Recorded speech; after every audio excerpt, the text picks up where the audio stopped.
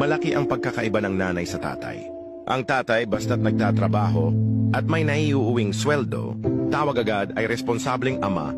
Minsan sapat na ang pagsaway sa anak o ang pagbigay ng panggastos. At sa mata ng marami, yun na ang haligi ng tahanan. Pero ang nanay, iba ang bigat ng salitang ina. Simula pa lang sa sinapupunan, bit-bit na niya ang sakripisyo.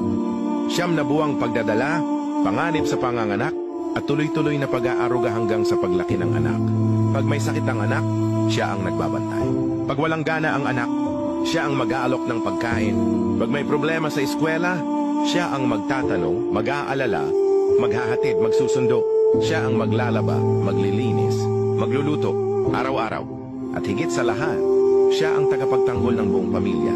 Pero minsan, sa isang pagkakamali lang, o kapag may isa lang siyang hindi nagampanan, madaling sabihin ng iba, irresponsibleng ina.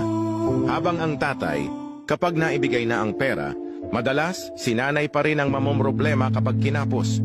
At kahit si nanay ay may sakit, pipilitin pa rin niyang kumilos. Kasi para sa kanya, ang pagiging nanay ay hindi pwedeng i-pause.